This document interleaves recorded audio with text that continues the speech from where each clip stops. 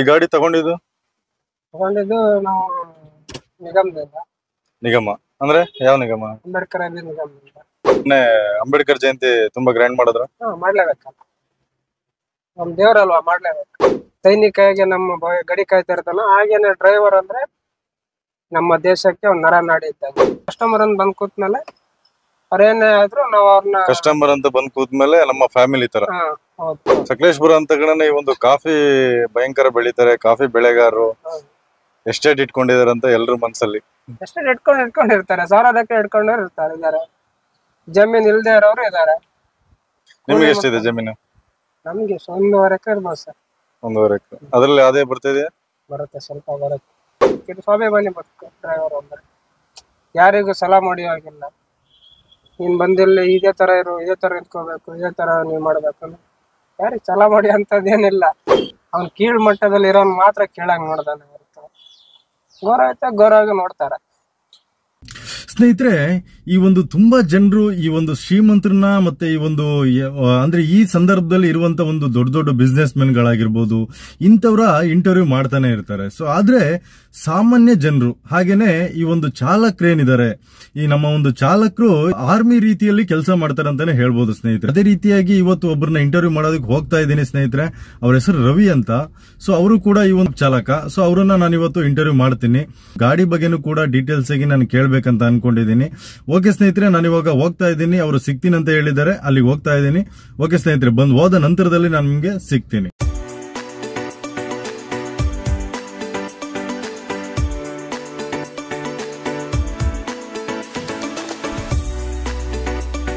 ಗಾಡಿ ಇಲ್ಲೇ ನಿಂತಿದೆ, ಇಲ್ಲೇ ಇದ್ದಾರೆ.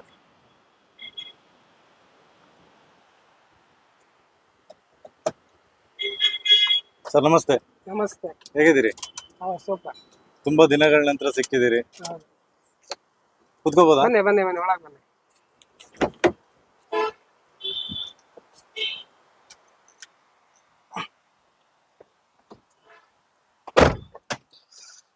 ಮತ್ತೆ ಹೇಗಿದೆ ಬಿಸ್ನೆಸ್ ಎಲ್ಲ? ಬಿಸ್ನೆಸ್ ಚೆನ್ನಾಗಿದೆ, ತೊಂದ್ರೆ ಇಲ್ಲ. ಅಂದ್ರೆ ಇದು ನಿಮ್ದು ಮೆಸ್ಕಾಂ ಮಾತ್ರನ ಮಾಡೋದು ಡ್ಯೂಟಿ? ಮೆಸ್ಕಾಂ ಮಾತ್ರ, ಇಲ್ಲಿ ಅಟ್ಯಾಚ್ ಮಾಡಿದೀವಲ್ಲ, ಇಲ್ಲಿ ಮಾತ್ರ. ಈ ಗಾಡಿ ತಗೊಂಡಿದ್ದು ನಾವು ನಿಗಮದಿಂದ. ನಿಗಮ ಅಂದ್ರೆ ಯಾವ ನಿಗಮ? ಅಂಬೇಡ್ಕರ್ ಅಲ್ಲಿ ನಿಗಮದಿಂದ. ಈ ವರ್ಷನ ತಗೊಂಡ್ 3 ವರ್ಷ ಆಯ್ತು. 3 ವರ್ಷ. ಅಂದ್ರೆ ನೀವು ಅಪ್ಲೈ ಮಾಡಿದ್ದೆ ಯಾವಾಗ? ಅಪ್ಲೈ ಮಾಡಿದ್ದು 2018ರಲ್ಲಿ. ಗಾಡಿ ಬಂದದ್ದು 2020ರಲ್ಲಿ. 2020ರಲ್ಲಿ 2 ವರ್ಷ ತಗೊಂಡಿದ್ದೆ.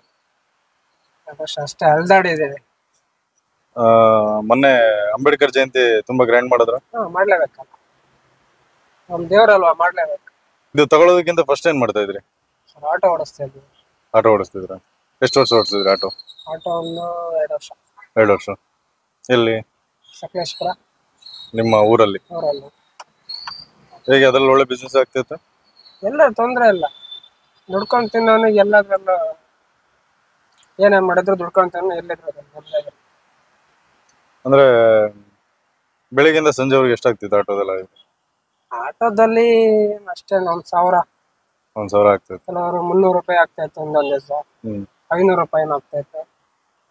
ಅಲ್ಲ, ಈಗ ಅಂದ್ರೆ ಬೆಳಿಗ್ಗೆಯಿಂದ 1,000 ಆದ್ರೂ ಕೂಡ ಅದು ಎಕ್ಸ್ಪೆನ್ಸಸ್, ಅದಕ್ಕೆ ಡೀಸೆಲ್ ಖರ್ಚು ಹೋದ್ರೆ ಒಂದು 500 ರೂಪಾಯಿ ಡೀಸೆಲ್ ಖರ್ಚು ಹೋದ್ರೆ ಅದೇ ಒಂದು ಕೂಲಿ ಸಂಬಳ ಏನಿದೆ ಅದು ಉಳ್ಕೊಳ್ಳೋದು ಅಷ್ಟೇನು. ಕೂಲಿ ಸಂಬಳ ಏನಿದೆ ಅದು ಉಳ್ಕೊಳ್ಳುತ್ತೆ. ಅಂದ್ರೆ ಒಂದು ಸಂಸಾರನ ಆರಾಮಾಗಿ ಸಾಕೊಂಡು ಹೋಗ್ಬೋದು. ಸಾಕೊಂಡು ಹೋಗ್ಬೋದು.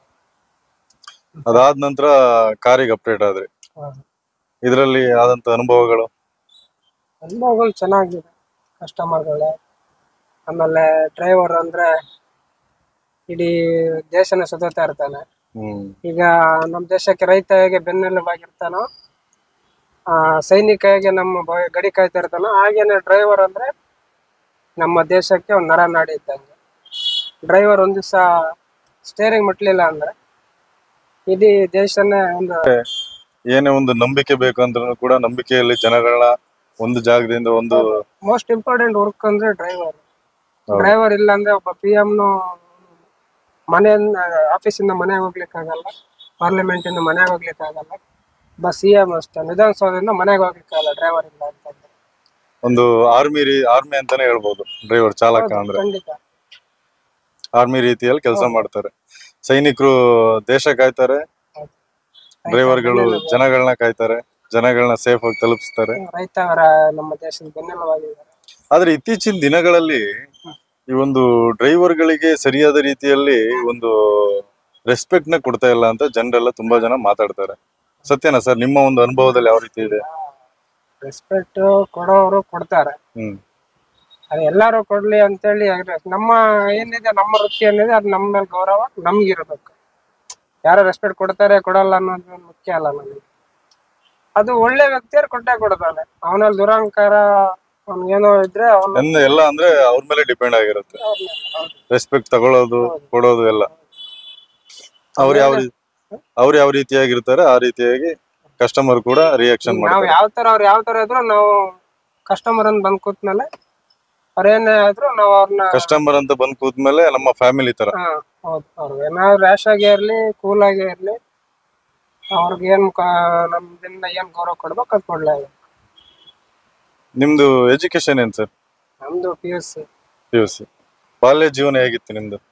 ಬಾಲ್ಯ ಜೀವನ ಅಂದ್ರೆ ನಮ್ದೆಲ್ಲ ಕೂಲಿ ಲೇಬರ್, ಕೂಲಿ ಕಾರ್ಮಿಕರ ಮನೆಯಲ್ಲಿ ಹೀಗೆ PUC ಗಂಟ ಓದುದು.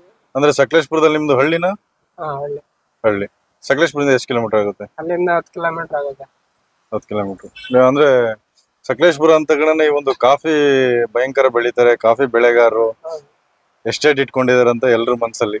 ಎಸ್ಟೇಟ್ ಇಟ್ಕೊಂಡಿರ್ತಾರೆ, ಸಾವಿರಾದಕ್ಕೆ ಇಟ್ಕೊಂಡಿರ್ತಾರೆ. ಜಮೀನ್ ಇಲ್ದೇ ಇರೋರು ಇದಾರೆ. ನಿಮ್ಗೆ ಎಷ್ಟಿದೆ ಜಮೀನು? ನಮ್ಗೆ 1.5 ಎಕರೆ ಇರ್ಬೋದು ಸರ್. 1.5 ಎಕರೆ. ಅದ್ರಲ್ಲಿ ಅದೇ ಬರ್ತಿದೆ? ಬರುತ್ತೆ, ಸ್ವಲ್ಪ ಬರುತ್ತೆ. ಇದ್ರಲ್ಲಿ ಈಗ ತಿಂಗ್ಳಿಳಿ ಕೆಲಸ ಮಾಡಿದ್ರು ಕೂಡ ಹೇಗೆ ಮೇಂಟೈನ್ ಮಾಡ್ಬೋದಾ? ಅದೇ ಏನೇ ಈಗ ದುಡಿದ್ರು ಈಗ ಇಲ್ಲಿ ಆಫೀಸ್ಗೆ ಅಟ್ಯಾಚ್ ಮಾಡಿರೋದ್ರಿಂದ ಅದೇನು ಡ್ರೈವರ್ ಸಂಬಳ ಏನು ಉಳಿಯುತ್ತೆ ಅಷ್ಟು ಉಳಿತದೆ. ಅಂದ್ರೆ ಈಗ ನಾವು ಸ್ವಂತವಾಗಿ ಮಾಡ್ಕೊಂಡಿರೋದ್ರಿಂದ ಈಗೆಲ್ಲ ಬೇರೆ ಕಡೆ ಕೆಲಸ ಮಾಡೋದಕ್ಕಿಂತ ನಿಮ್ದೇ ಜೀವನ ಮಾಡ್ಬೇಕು. ಸ್ವಾಭಿಮಾನಿ ಬದುಕು ಡ್ರೈವರ್ ಅಂದ್ರೆ ಯಾರಿಗೂ ಸಲ ಮಾಡಿ ಆಗಿಲ್ಲ. ನೀನ್ ಬಂದಿಲ್ಲಿ ಇದೇ ತರ ಇರು, ಇದೇ ತರ ಇಟ್ಕೋಬೇಕು, ಇದೇ ತರ ನೀವ್ ಮಾಡ್ಬೇಕು, ಯಾರಿಗೆ ಸಲ ಮಾಡಿ ಅಂತದೇನಿಲ್ಲ. ಏನು ಈ ಯೋಜನೆ ಹೆಸರೇನು? ಸ್ವಾವಲಂಬಿನ ಅದ್ರಲ್ಲ? ಐರಾವತ. Okay okay okay. ಇಲ್ಲಿ ಊರಲ್ಲೇ ಮಾಡಿದಿರಾ? ಸಕಲೇಶ್ಪುರ. ಈಗ ಇಲ್ಲಿ ಬಂದು ಎಷ್ಟು ವರ್ಷ ಆಯ್ತು ಮಂಗಳೂರಿಗೆ? ಮಂಗಳೂರಿಗೆ ಬಂದು 1 ವರ್ಷ 2 ವರ್ಷ. 2 ವರ್ಷ ಆಯ್ತು. ಆದ್ಮೇಲೆ 2 ವರ್ಷ. ಊರಿಗೆ ಎಷ್ಟು ದಿನಕ್ಕೊಂದ್ಸಲ ಹೋಗ್ತೀರಾ? ವಾರಕ್ಕೊಮ್ಮೆ ಹೋಗ್ತೇನೆ. ಅಂದ್ರೆ ನೀವು ಈ ಒಂದು ಟೂರಿಸ್ಟ್ ಗಾಡಿಗಳು ಯಾವ್ದಕ್ಕೂ ಹೋಗಿಲ್ಲ? ಹೋಗ್ತೇನೆ. ಇಲ್ಲಿ ಮೊದ್ಲು ಟೂರಿಸ್ಟ್ ಅಲ್ಲೇ ಹೋಗ್ತಾ ಇದ್ದೀವಿ. ಟೂರಿಸ್ಟ್ ಅಲ್ಲೇ. ಅದಾದ್ಮೇಲೆ ಇದಕ್ಕೆ ಇದ್ ಮಾಡಿದ್ದು. ಇದ್ಯಾವ್ದು ಮೆಸ್ಕಾಂ ಅಲ್ಲ? ಮೆಸ್ಕಾಂ. ಅಂದ್ರೆ ಬೇರೆ ಬೇರೆಯನ್ನ ಪಿಕಪ್ ಮಾಡ್ಲಿಕ್ಕೆ ಡ್ರಾಪ್ ಮಾಡ್ಲಿಕ್ಕೆ ಇರುತ್ತಾ ಅಥವಾ ಹೇಗೆ ಅಂತ? ಇದು ನಮ್ದು ಒಬ್ರೆ ಮೇಡಮ್. ಒಬ್ರೆ? ನಮ್ಮ ಆಫೀಸರ್ ಮಾತ್ರ. ಈಗ ಅವ್ರು ಯಾವ ರೀತಿಯಾಗಿ ಬಿಲ್ ಎಲ್ಲ ಆಗೋದು ಯಾವ ರೀತಿಯಾಗಿ? ಇಲ್ಲ, ಮಂತ್ಲಿ ಆಗುತ್ತೆ. ಮಂತ್ಲಿ ಕಂಪಲ್ಸರಿ ಆಗುತ್ತೆ. 15 ಡೇಸ್ ಎಲ್ಲ 15 ತಾರೀಕು ಒಳಗಡೆ ಎಲ್ಲ ಆಗ್ತದೆ. ಇಲ್ಲಿ ತೊಂದರೆ ಇಲ್ಲ. ಬಟ್ ಅಲ್ಲಿ ಸೆಸ್ಕಲ್ ಇರುವಾಗ ಅಲ್ಲಿ ಸ್ವಲ್ಪ ತೊಂದರೆ. 3 ತಿಂಗಳಿಗೆ 6 ತಿಂಗಳಿಗೆಲ್ಲ ಬಿಲ್ ಆಗುತ್ತೆ. ಅದೇ ತರನ ಸಕಲೇಶ್ಪುರದಲ್ಲಿ ಅಲ್ಲಿ ಬಿಲ್ ಎಲ್ಲ ಲೇಟ್. 6 ತಿಂಗಳಿಗೆ ಇಲ್ಲ 3 ತಿಂಗಳಿಗೆ ಇದೇ ತರ. ಅದು ಏನ್ ಫುಲ್ ಅಮೌಂಟ್ ಬರ್ತಾ ಇರ್ಲಿಲ್ಲ. ಕಟ್ ಅಮೌಂಟ್ಗಳು. ಹಾಗಾದ್ರೆ ಭಾರಿ ರಿಸ್ಕ್. ಅದು ಗಾಡಿ ಲೋನ್ ಎಲ್ಲ ಇದ್ರೆ ತೀರಿಸ್ಲಿಕ್ಕೆಲ್ಲ ಕಷ್ಟ. ಮೇಂಟೆನೆನ್ಸ್ ಎಲ್ಲ ಮಾಡೋದು ಭಾರಿ ಕಷ್ಟ ಆಗುತ್ತೆ. ಈಗ ನಿಮ್ಗೆ ಕೊಟ್ರಲ್ಲ ಒಂದು ಯೋಜನೆಯಲ್ಲಿ, ಅಲ್ಲೇನು ಗಾಡಿಗಳೇನು ಬೇರೆ ಬೇರೆ ರೀತಿ ಗಾಡಿಗಳು ತಗೋಬೋದಾ ಅಥವಾ ಸ್ವಿಫ್ಟ್ ನೀವು ತಗೊಂಡಿದ್ರಿ? ಇದೇ ಸೇಮ್ ಈ ತರದ ಇದೇ ಒಂದು ಇದ್ರಲ್ಲಿ ಯಾವ್ದು ಇದಿತ್ತು ನೀವು ತಗೊಳ್ಳುವಂತ ಸಂದರ್ಭದಲ್ಲಿ? ಯಾವ್ದು ಅಂದ್ರೆ ಇವರು 2018 ಕಾಲ್ ಫಾರ್ ಆದಾಗ ಅದೇ ತುಂಬಾ ಜನ ಏನು ಎಲಿಜಿಬಲ್ ಆಗಿರ್ಲಿಲ್ಲ. ಅಂದ್ರೆ ಯಾರಿಗೂ ಹೆಚ್ಚಾಗಿ ಗೊತ್ತಿರ್ಲಿಲ್ಲ ಅನ್ಸುತ್ತೆ. ಇದು 5,600 ಏನೋ ಅಪ್ಲಿಕೇಶನ್ ಹೋಯ್ತು.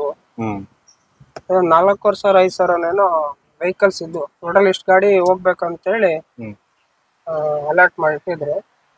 ಆಲ್ಮೋಸ್ಟ್ ಎಕ್ಸ್ಪೀರಿಯನ್ಸ್ ಇರೋರಿಗೆ ಮತ್ತೆ ಹಳಬ್ರು ಇದ್ದಾರಲ್ಲ ಅವರಿಗೆ ಮತ್ತೆ ಲೈಸೆನ್ಸ್ ಮಾಡಿಸ್ಕೊಂಡು ತುಂಬಾ ಸಮಯ ಆದವರಿಗೆ, ಎಕ್ಸ್ಪೀರಿಯನ್ಸ್ ಆತರ ಎಕ್ಸ್ಪೀರಿಯನ್ಸ್ ಆದವರಿಗೆ ಎಲಿಜಿಬಲ್ ಕೊಟ್ಟಿದ್ದಾರೆ. ಬಟ್ ಈಗೆಲ್ಲ ಯೋಜನೆ ಬಂದಿಲ್ಲ, ಈಗೆಲ್ಲ ಸಬ್ಸಿಡಿ ಎಲ್ಲ ಕಡಿಮೆ ಮಾಡಿದ್ದಾರೆ. ನೀವು ತಗೋಬೇಕಾದ್ರೆ ಎಷ್ಟಿತ್ತು ಸಬ್ಸಿಡಿ ಎಲ್ಲ? ಒಂದಿನ ಸಬ್ಸಿಡಿ 5 ಲಕ್ಷ ಇತ್ತು ಸಬ್ಸಿಡಿ, ಹ್ಮ್. ಇವಾಗೆಲ್ಲ 3.5 ಲಕ್ಷ ಮಾಡಿದ್ದಾರೆ. ಬಿಜೆಪಿ ಗೌರ್ಮೆಂಟ್ ಬಂದ್ಮೇಲೆ 3.5 ಲಕ್ಷ ಮಾಡಿದ್ರು. ಅಂದ್ರೆ ಆ ಸಂದರ್ಭದಲ್ಲಿ ನೀವು ತಗೊಳ್ಳೋ ಸಂದರ್ಭದಲ್ಲಿ ಬಿಜೆಪಿ ಇಲ್ಲ, ಕಾಂಗ್ರೆಸ್ ಕಾಂಗ್ರೆಸ್ ಮತ್ತೆ ಜೆಡಿಎಸ್ ಕಮಾಂಡ್ ಮೈತ್ರಿ ಸರ್ಕಾರ ಇತ್ತು. ಸರ್ಕಾರ ಇತ್ತು.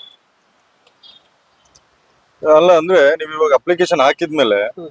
ಏನೋ MLA ಕೋಟಾದಲ್ಲಿ ಏನೋ ಬರುತ್ತೆ ಅಂತ ಯಾವ ಹೇಳ್ತಾರೆ. ಕೋಟನಿಲ್ಲ ನೋಟನಿಲ್ಲ, ನಾವು ನಾಯಿ ತರ ಸುತ್ತಿದ್ದೀವಿ ಹಾ. ಹಾಸನ್ಗೂ ಸಕಲೇಶ್ಪುರಕ್ಕೂ. ಅಂದ್ರೆ ನೀವ್ ಯಾರ ಹತ್ರನೂ ಇನ್ಫ್ಲೂಯೆನ್ಸ್ ಏನಿಲ್ಲ? ಏನು ಮಾಡ್ಲಿಲ್ಲ, ಆನ್ಲೈನ್ ಅಲ್ಲಿ ಅಪ್ಲಿಕೇಶನ್ ಹಾಕಿದ್ವಿ, ಹ್ಮ್. ಯಾವ ಇನ್ಫ್ಲೂಯೆನ್ಸ್ ಏನು ನಡೆಯಲಿಲ್ಲ, ಡೈರೆಕ್ಟ್ ಆಗಿ ಎಲಿಜಿಬಲ್ ಆಗಿ ಬಂತು. ಬಟ್ ಇವಾಗೆಲ್ಲ ಅದು ಇನ್ಫ್ಲೂಯೆನ್ಸ್ ಈ ಇನ್ಫ್ಲೂಯೆನ್ಸ್ ಅಂತ ಹೇಳಿ ತುಂಬಾ ಇದೆ. ಆಮೇಲೆ ಈ ಬ್ಯಾಂಕ್ ಅಲ್ಲೆಲ್ಲ ಮಾತಾಡ್ಬೇಕಲ್ಲ, ಅದೇ ಯಾವ ರೀತಿ ಪ್ರೊಸೀಜರ್? ಬ್ಯಾಂಕಲ್ಲೆಲ್ಲ ಈಗ ನಿಮ್ದು ಸೆಲೆಕ್ಟ್ ಆಗಿರುತ್ತೆ, ಆದ್ರೆ ಬ್ಯಾಂಕ್ ಅಲ್ಲಿ ಈಗ ಏನಾದ್ರು ಸಾಲ ಇತ್ತು ಅನ್ಕೊಳ್ಳಿ ಬೇರೆಯವ್ರದ್ದು, ಹ್ಮ್. ಸಿಬಿಲ್ ಕಡಿಮೆ ಇತ್ತು, ಹ್ಮ್. ಆ ಸಂದರ್ಭದಲ್ಲಿ ಪ್ರೈವೇಟ್ ಫೈನಾನ್ಸಿಗೆ ಕೊಡ್ತಾರೆ, ಯಾವ್ದಕ್ಕೆ ಎರಡು ಕೊಡ್ತಾರೆ, ಟಾಟಾ ಮತ್ತೆ ಮಹೇಂದ್ರ ಫೈನಾನ್ಸಿಗೆ ಹಾ. ಅವಕಾಶ ಇದೆ. ಅವಕಾಶ ಇದೆ, ಅದ್ರಲ್ಲಿ ಬೇಕಾದ್ರೆ ತಗೋಬಹುದು. ಇದು ಇರ್ಬೇಕು, ಸಿಬಿಲ್ ಸ್ಕೋರ್ ಇರ್ಬೇಕು. ಸಿಬಿಲ್ ಸ್ಕೋರ್ ಇರ್ಬೇಕು. ಸಿಬಿಲ್ ಸ್ಕೋರ್ ಎಷ್ಟಿರ್ಬೇಕು? 700 ಇರ್ಬೇಕು. 700 ಇರ್ಬೇಕು. ನೀವು ಬ್ಯಾಂಕ್ ಅಲ್ಲಿ ತಗೊಂಡಿರೋದು ಫೈನಾನ್ಸ್? ಫೈನಾನ್ಸ್ ಅಲ್ಲಿ ಯಾವ ಫೈನಾನ್ಸ್? ಮಹೇಂದ್ರ. ಇದೆಲ್ಲ ಇಂಟ್ರೆಸ್ಟ್ ಎಲ್ಲ ಇಂಟ್ರೆಸ್ಟ್ ಎಲ್ಲ ಮಾಮೂಲಿ ಸೇಮ್ ಬ್ಯಾಂಕಿನಷ್ಟೇ ಬರುತ್ತಾ ಅಥವಾ ಇದ್ರಲ್ಲಿ ಜಾಸ್ತಿನೇ ಸ್ವಲ್ಪ? ಬ್ಯಾಂಕಿಂಗ್ ಸ್ವಲ್ಪ ಜಾಸ್ತಿನೇ, 12%. ಸ್ವಲ್ಪ ಬ್ಯಾಂಕ್ ಅಲ್ಲಿ ಮಾಡಿಸಿದ್ರೆ ಒಳ್ಳೇದು. ಬ್ಯಾಂಕ್ ಅಲ್ಲಿ ಮಾಡಿಸಿದ್ರೆ NFL ಎಲ್ಲ ಜಾಸ್ತಿನೇ ಅಲ್ವಾ, ಪ್ರೈವೇಟೈಸೇಷನ್ ಅಂದ್ರೆ ಹಾಗೇನೆ ಎಲ್ಲ ಜಾಸ್ತಿನೇ. ಓಕೆ, ಇವಾಗ ಲೋಕಸಭಾ ಚುನಾವಣೆ ಬರ್ತಾ ಇದೆ.